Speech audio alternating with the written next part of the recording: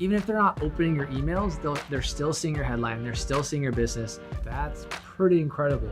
Ready? I'm ready.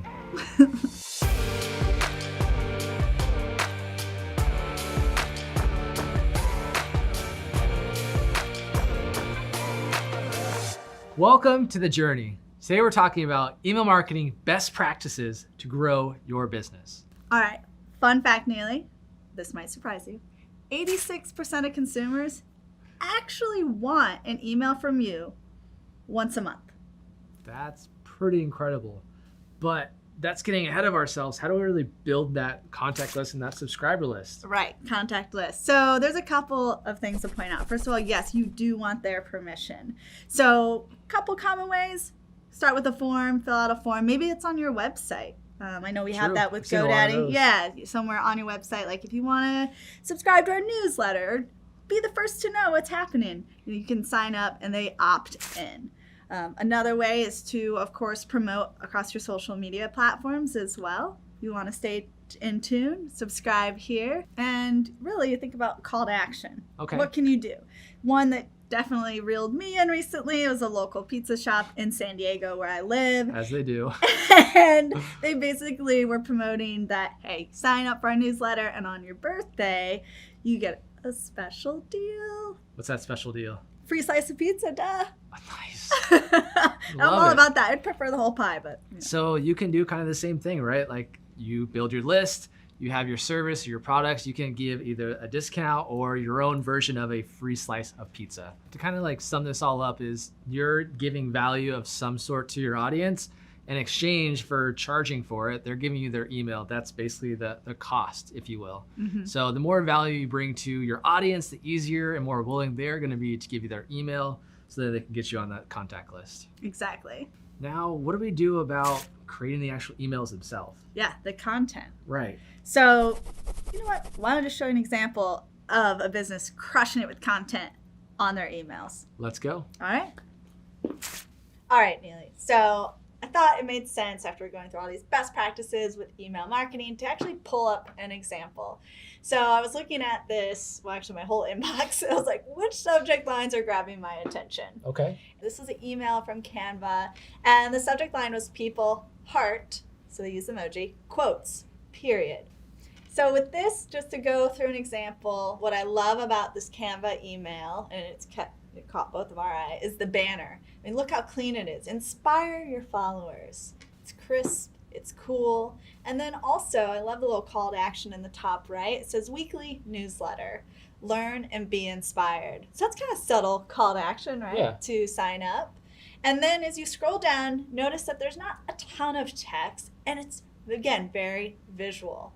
And so they have these bullet points of what they're trying to get across to get people excited about the tips. Yeah. Be a force for change, use a positive metaphor, and make it visually stand out. So this email is educational. Absolutely. And right below it, a giant call to action. Why is that super important in our emails?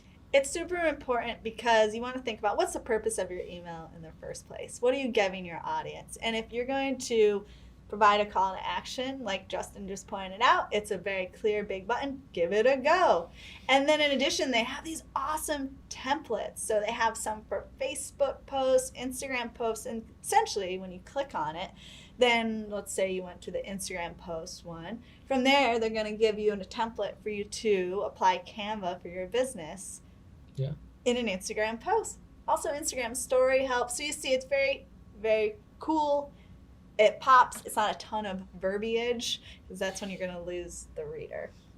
Yeah, we don't like to read just a giant block of text. It's really cool to see it just sectioned off, bullet points, nice and easy, nice and small to read, and a lot of just visual elements to keep my eyes engaged. Absolutely. And then you'll notice too on the bottom of their email, they have their social media links. Yep. So they have Facebook, Twitter, Instagram, Pinterest, and LinkedIn. So this is a great opportunity, right? If I'm opening your email and I'm a customer or a potential customer, I want to go and check you out on other sites. Make it easy for me to do that. So email newsletters are great to cross-promote. Absolutely. Ooh, also, Neely, another thing, I know you're familiar with this, but you'll notice above the social links, what do we have here? a giant, well, not so giant, it's pretty little, but it's an unsubscribe button, but there's a giant meaning behind it. So the Can Spam Act says that every email marketing newsletter you send out has to have two things at the very least: an unsubscribe button and a location. Now, I know some of you are just solopreneurs or your home business is at home, right? So you can put PO boxes here, but it does have to be a legitimate address that you can receive mail to.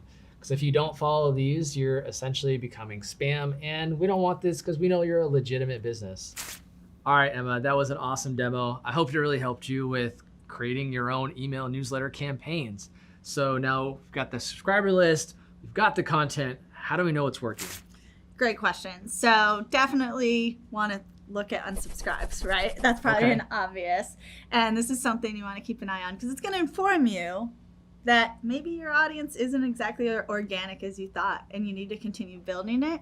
And also maybe reconsider the content, which we just spent a lot of time covering what makes great content. Also looking at open rates. I know we do this a lot on the marketing team when we're putting out ebooks and webinar invites. Check it out. Are they opening the emails? And then if they are in fact opening the emails, are they actually clicking on your call to actions, your links? And I would encourage you not to be discouraged about the open rates, because with email, it's not going to be a 90%, 100%, 80%. Open rates are going to be pretty low, but that's okay. You'll get, I don't know, anywhere from like 10 to 20 is about average percentage wise. That's right. But even if they're not opening your emails, they're still seeing your headline. They're still seeing your business, which increases that brand awareness, which you're top of mind. All right, Emma. So what are some other best practices you can give the audience here on just really killing it with their email game? Yeah, list maintenance. So about every 6 months, go in, pay attention to look, who's opening your emails, who hasn't been. And the ones who aren't opening your emails, isolate that list and let it chill for a little while. And then remind them down the road, like, hey, and see if they're interested. Gauge it again, feel that out. But definitely do that every 6 months. Yeah, and most email providers that you use for your email marketing campaigns, you can set up groups so you can easily move them into a haven't heard from me group, or a hot leads group, or a cold leads group, or however it makes sense to really organize your listing so that way you can kill the game. All right, that's a wrap. You just learned email marketing best practices to help grow your business. And hey, comment below your best subject line for the world to know. And while you're there, make sure you like, subscribe to the channel so you know when these videos are coming out. This is The Journey. We'll see you next time.